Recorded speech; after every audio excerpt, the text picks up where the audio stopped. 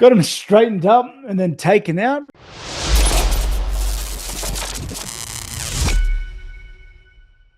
Chisanga Malata here with the man who needs no introduction. Just take one look at the screen. You know who I'm talking about. Former UFC middleweight champion Robert Whittaker. Robert, how are you doing? Good, thank you. How are you?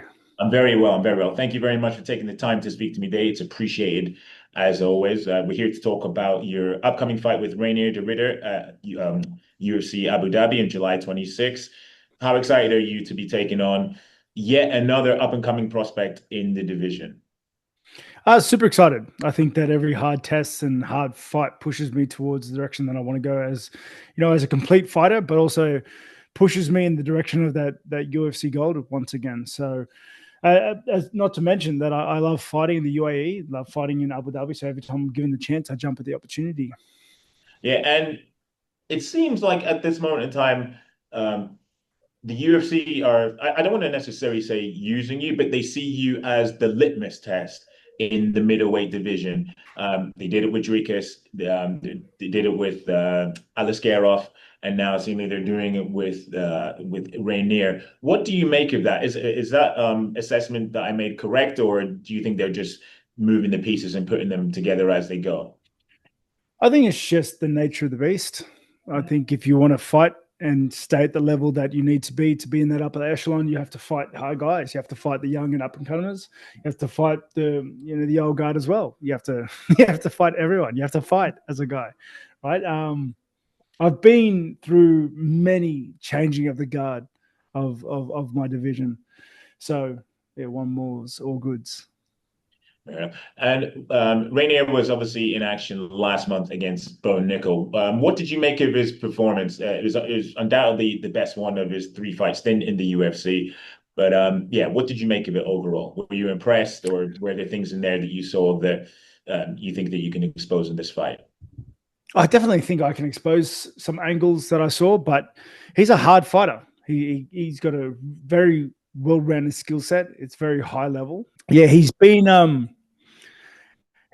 very high level fights. He's had two titles in other organizations. So yeah, I'm taking this fight very serious, and it's reflected in how hard I'm training for it. I'm going into this fight with the idea of a 25-minute war, regardless of how I want it to go. So yeah, I'm going to be ready. And a lot of people are tipping you to get the job done and see off another prospect. But do you think they're overlooking Rainier? Because obviously you mentioned his accolades and one championship there, and his only defeats are to Anatoly Malata, the heavyweight champion. So do you think people are overlooking him going into this fight? I don't think that I'm overlooking him. Like I'm good at what I do. Mm. I'd like to think that I've earned the kind of yeah, I've earned the favor right now. So yeah, I'm going to put him to the test. Yeah. And I'd be remiss if I didn't ask you. The last time we saw you in action was obviously against Khamzat Chimaev. Last was it October? I can't remember. All the fight nights Mm-hmm. merge into one, and then obviously you suffered the gruesome injury to the teeth, the teeth being pushed back.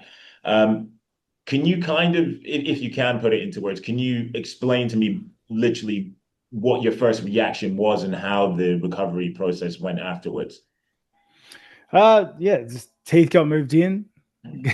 got to got him straightened up and then taken out, and then spent some time with the family over Christmas. Had some time off, focused on some other projects. Went back to training, worked on some new skills, and here we are. And so, did you have to have like your teeth wired shut or anything? Like eating, like what was it like afterwards? They were crappy teeth, so I just got rid of them. Okay, fair enough. That's ideal Yeah. because we've seen some injuries beforehand where fighters have to go on like a liquid diet afterwards and stuff like that. So thankfully, that wasn't the case. Hmm. And I mentioned Hamza. Obviously, he's fighting Dricus in Chicago in August. Now, you've obviously shared the octagon with both of them. How do you foresee that fight playing out? Um, Super tricky. I got no horse in the race, and the only way I can explain it is if like Chimaev will get Dricus down, but if he doesn't finish him on the ground, I don't think he'll win the fight. That's where I'm at, if that makes sense. No, that's fair enough. That's fair enough. And I mentioned it there. You mentioned it there. Sorry, earlier. That these fights up against these up and comers are a step closer to getting back to UFC gold. If you see off Reinier, how far off the title shot do you think you are? I'm always in that conversation, and a win puts me further in that conversation. It pushes me in the right direction. That's that's all I'm focusing on right now.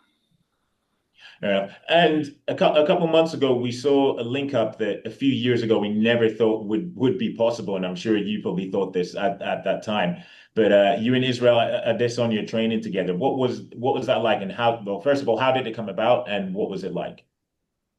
Yeah, we're kind of looking for some partners to move around with during the time, and we were looking all over the world, and then we realized City Kickboxing is only a 2-hour flight away. We're practically the same place, so it made perfect sense to go over there, bury the hatchet, and just yeah, get good, right? Have some more bodies to work with, better each other. I kind of feel that like maybe in like another life that you two guys could have been actually friends. And I'm sure you saw all like the Step Brothers memes that came out of it as well. So do you think that's the case? Maybe, maybe. And this portion of your career, as I mentioned, you're beating contender after contender. What type of self-validation does that give you? Because we've seen a lot of former champions fail to beat the up and comers, and then you can see it in their performances that it gets them, and they're almost shelves themselves. But you're I for one, I think you're almost reinforcing the belief in yourself that you still are the upper echelon of the division. Yeah, I'm good at what I do, and I've done enough things to have evidence to support that fact. I'm in the gym bleeding and sweating away for 15, 25 minutes in competition. So I tick all the boxes, dot all my I's, cross all my T's, right? It's about doing the right things, putting the work forward, and then just getting in there and doing what I was put on this planet to do. And just a couple more for me. I'm appreciative of the time as always, Rob. Stylistically, how do you foresee this fight with Rainier playing out? Because personally, I don't think he's going to want to stand up as much as he did in the Bo Nickel fight. I think he had the confidence to stand up a bit more because he's a very good grappler and he thought that he could nullify both striking skills. But with you, how do you think he's going to approach this fight? He's trying to use his reach. He's a southpaw. When that doesn't work, he's going to try and take me down. He's trying to, and he's going to try and crapple me, especially after the last fight I had with Chimaev. And yeah, I'll be ready. And I know you said you're taking one fight at a time, but what does the rest of 2025 look like for Robert Whittaker? I'd like to get one more in, around Christmas, just so that I can get two in this year. But we'll wait and see. First things first. All right, Robert Whittaker, it's a pleasure as always to speak to you. I'm extremely grateful for the time.